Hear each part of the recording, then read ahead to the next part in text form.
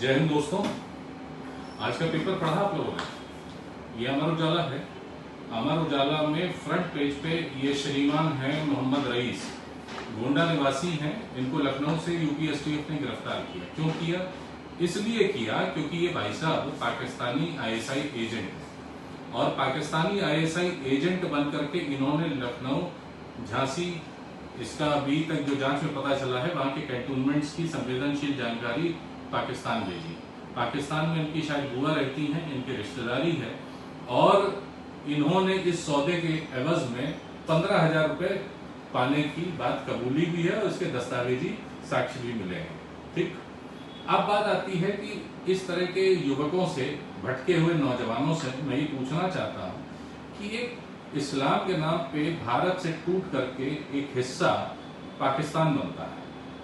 पाकिस्तान में जो मुसलमान जाते हैं उनके सर पे छत देने की औकात नहीं थी पाकिस्तान की, वो भी तिरपाल उनके सरों पे हमारे द्वारा दिए हुए भीख के पैसों से उस समय आई।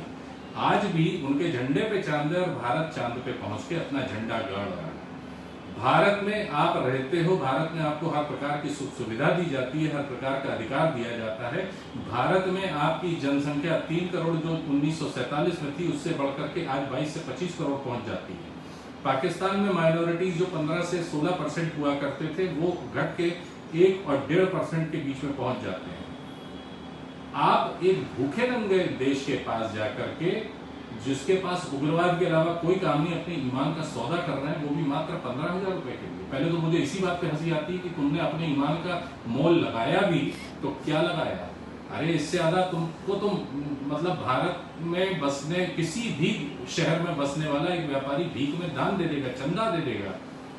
इससे ज्यादा तो हमारे यहाँ के भंडारों में लोग आके खा जाते हैं तो हमारा खर्चा होता है, जिसको हम गिनते नहीं, हमारी बुक्स में नहीं रखते भारत के व्यापारी। तो तुम इतने नीच, इतने गिरे हुए लोग हो कि जिस थाली में खाते हो उसमें छेद करते हो। और इसके बाद मैं ये पूछना चाहूंगा सो कॉल्ड इस्लाम के फर्माबरदार भारतीय लीडरान से, आपके बीच में से निकलने वाले अधिकतर जनसंख्या के लोग कसाब क्यों बनना चाहते हैं? क्यों देशद्रोही बनना चाहते हैं? कई मुसलमान हैं जिनमें से मैं कुछ का नाम लेता हूं, जैसे अब्दुल कलाम। हर हिंदू का सर अब्दुल कलाम का नाम आते ही झुकता है, इज्जत से झुकता है, अपनेपन से झुकता है। उनको हमने देश के सर्वोच्च पद पे बैठाया। दूसरा नाम आता है आरिफ मोहम्मद खान का। भारत की ये वो अनमोल धरोहरें हैं।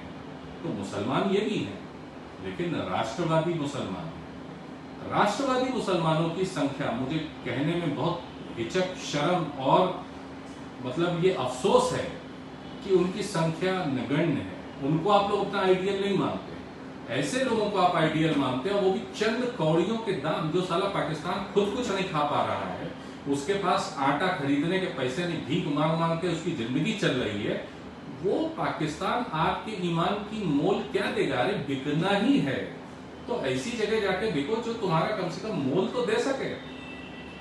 भिखारी के पास जाके भीख मांगने की औकात कब तक तुम्हारी बनी रहेगी? यहाँ पे किसी भी व्यापारी के आगे जाकर के हाथ खोल दोगे, किसी सरकार के आगे जाके गिड़गिड़ा लोगे, तुमको इससे अच्छी भीख मिल जाएगी और ईमान की मिलेगी और सर उठा के चल पाओगे।